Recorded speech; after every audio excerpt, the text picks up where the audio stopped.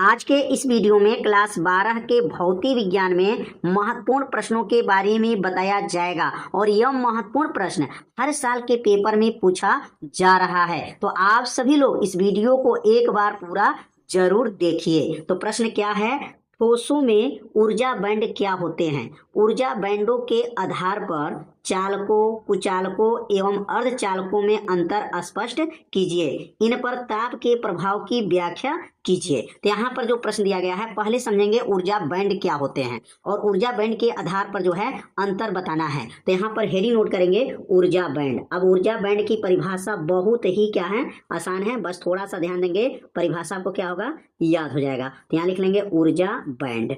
अब ऊर्जा बैंड की परिभाषा कैसे लिखेंगे? तो लिखेंगे क्रिस्टली ठोस में। कौन से ठोस की बात कर रहे हैं? क्रिस्टली ठोस। यहाँ पर जो ठोस लिया जाएगा, जैसे ठोस दो प्रकार के होते हैं, एक क्रिस्टली ठोस होता है, एक अक्रिस्टली होता है। तो लिखेंगे यहाँ पर क्रिस्टली ठोस। क्रिस्टली ठोस में जब क्रिस्टली ठोस में जब अनेक परमाणु अनेक परमाणु एक दूसरे के समीप आते हैं, एक दूसरे के समीप आते हैं, एक दूसरे के समीप आते हैं तो परमाणुओं में ऊर्जा स्तर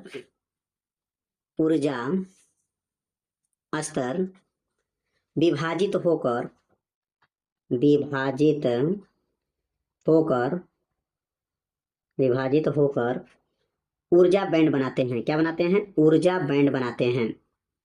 ऊर्जा बैंड बनाते हैं। कितना आसान परिभाषा है, बस 2 बार पढ़िए, परिभाषा क्या हो जाएगा, याद हो जाएगा। कैसे लिखेंगे?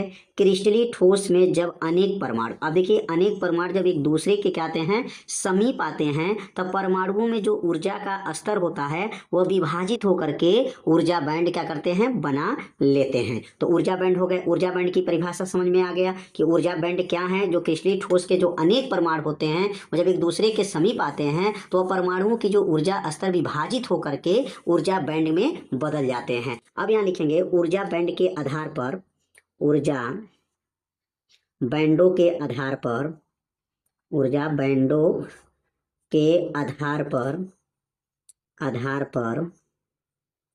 पर अब अंतर लिखेंगे चालकों, कुचालकों तथा, या एवं लिख सकते हैं, एवं अर्धचालक में अंतर।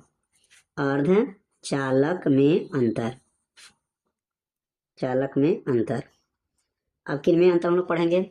ऊर्जा बैंड के आधार पर हम लोग को बताना है अंतर।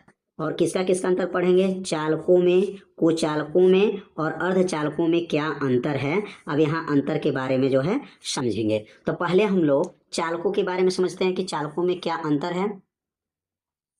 तो यहाँ पे जो अंतर लिखेंगे, अब यहाँ अंतर लिखा जाएगा कि जो चालक है, ध्यान देंगे चालक, तो लिखेंगे यहाँ पर चालक में, जो चालक है इसमें बात हो रहा है, चालक में जो संयोजी बैंड है,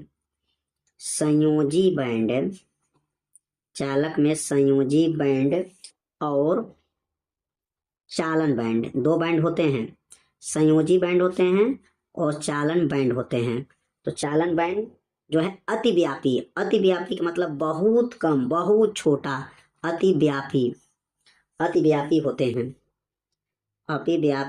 होते हैं। माने जो संयोजी बैंड होते हैं और चालन बैंड होते हैं उनके बीच जो है दूरी जो होता है वह बहुत कम होते हैं।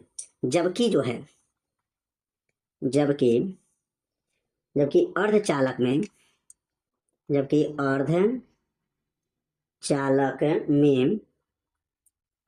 में इनके बीच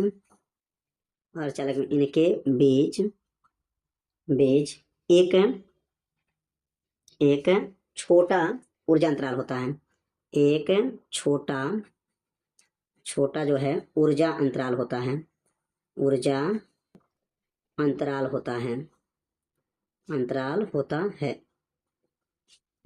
है। और कुचालक में